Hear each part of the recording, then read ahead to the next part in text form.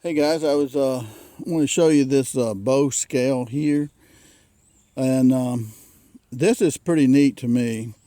To find a bow scale that actually can measure your poundage on your bow, and very compact. It doesn't weigh anything. It probably weighs 6-7 ounces, I would think. And this is just really nice. This particular one cost me about $15 off of eBay, and evidently it's a knockoff from Last Chance has one that looks just like this, and Last Chance is a lot better than this one, I'm sure. But with Last Chance, they charge about $70 or $80 for theirs. This again is like $15 on eBay.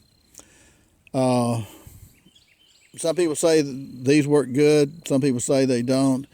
My experience with it, for my use, it works well.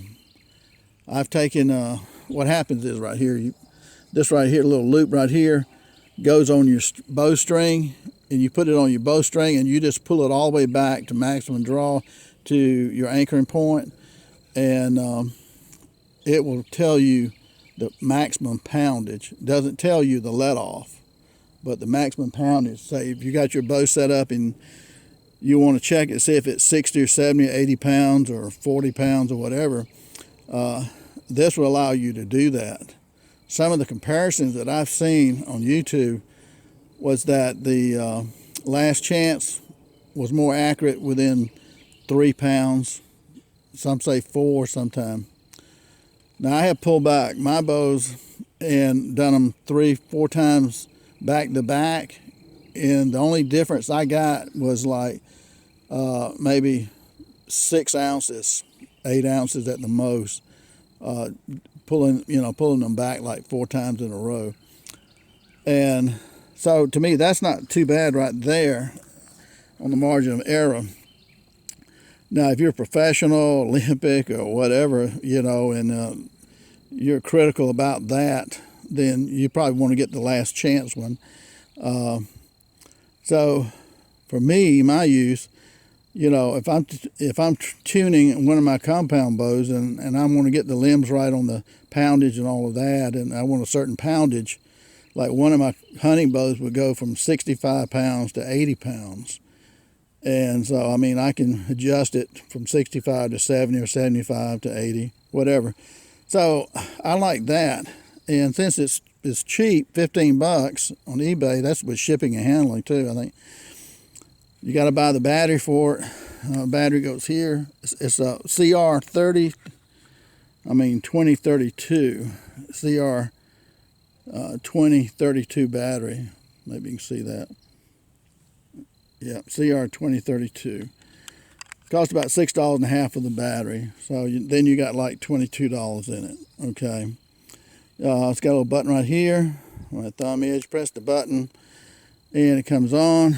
And right here, you probably can't see it, but it's got LB, which is pound. And you can click it again, it'll go to kilogram weight if you want to use metric.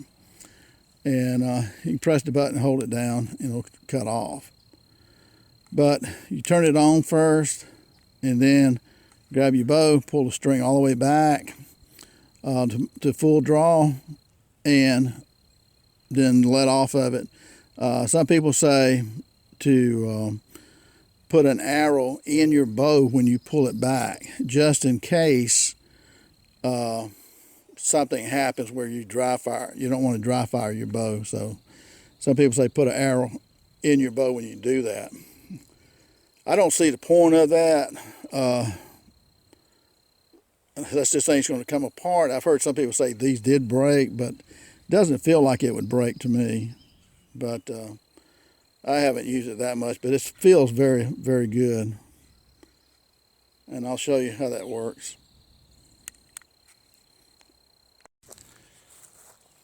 Okay, guys, we're going to check this out. Now, since I have a clicker on here, it's a lot easier for me to pull and be more consistent on the poundage here than it would be if I didn't have a clicker. And I think that may be what messes up some people. But we're on 0, 0 right here. And your string right here, you got a knock on it, and you just put it on here like that. It's not coming off, and you pull it to full draw. Okay. All right, I heard it click. 37.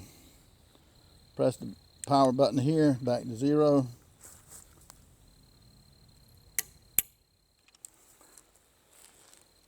.44. Press 0.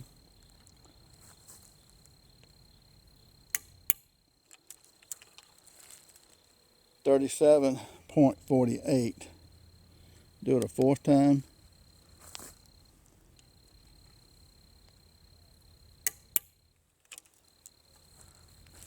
.34.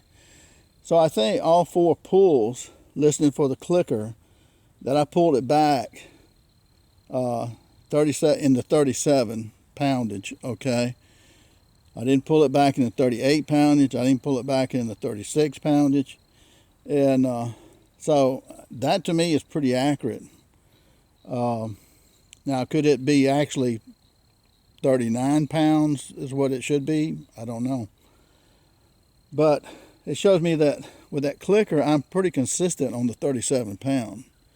That's what it's showing, okay? And this is a 50-year-old bow right here too, so I mean it's not going to be like probably the way it should.